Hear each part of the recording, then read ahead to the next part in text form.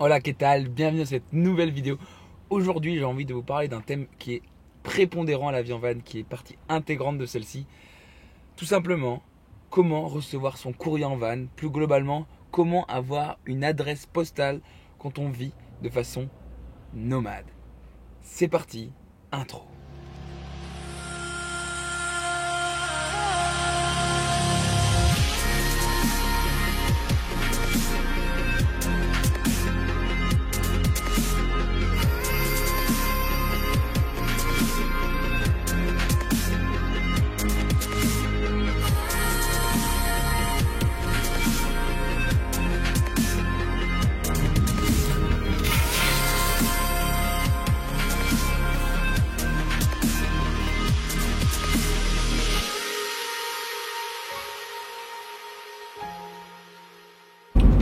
Ne pas avoir d'adresse postale n'empêche pas de pouvoir acheter des pâtisseries et ça c'est cool.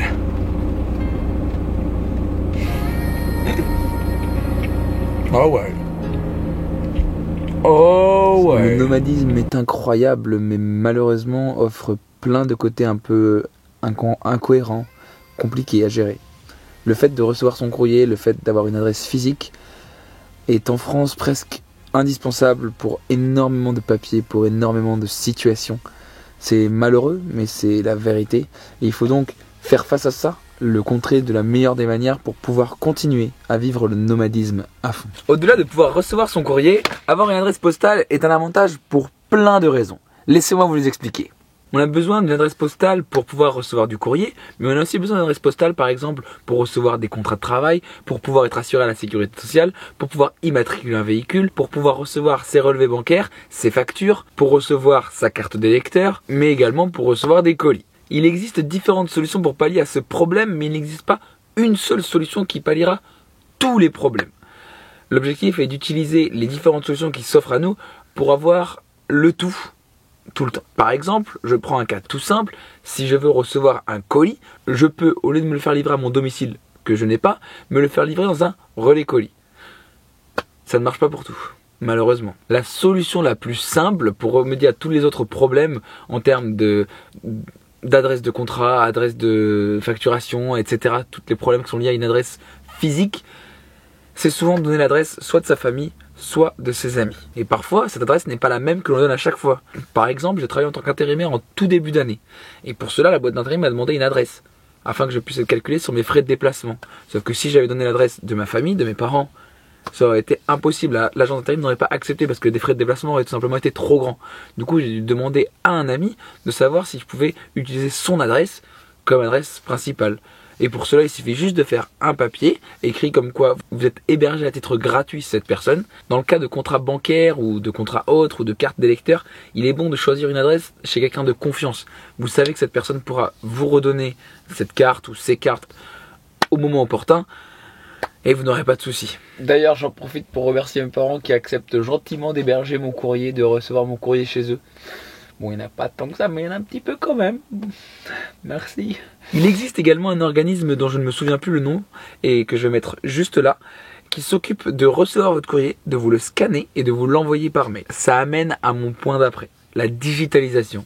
De nos jours, tout et n'importe quoi passe par Internet. C'est une très bonne chose, ça a beaucoup de mauvais côtés, mais c'est une très bonne chose pour nous, nomades, parce qu'on peut au maximum tout passer par le biais du cloud, là-haut, sans passer par une voie physique, et c'est très agréable. Et enfin, une solution toute simple dans beaucoup de cas, c'est de tout simplement contacter les organismes responsables. Par exemple, si vous devez recevoir un chéquier, une nouvelle carte bancaire, de contacter directement votre banque, de vous leur expliquer votre problème, et ils peuvent vous l'envoyer à une adresse complètement différente de la vôtre.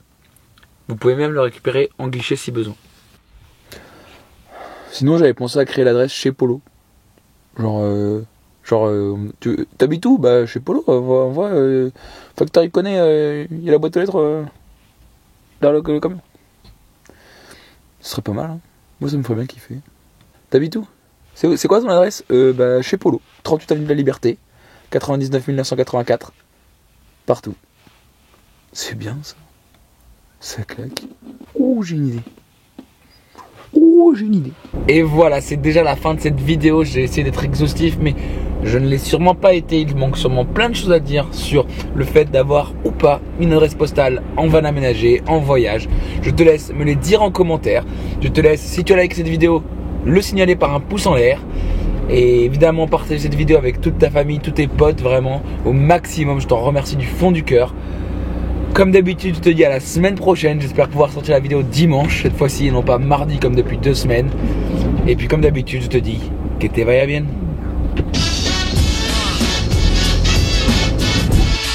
J'ai l'air bien con avec mon courrier ramassé maintenant, putain.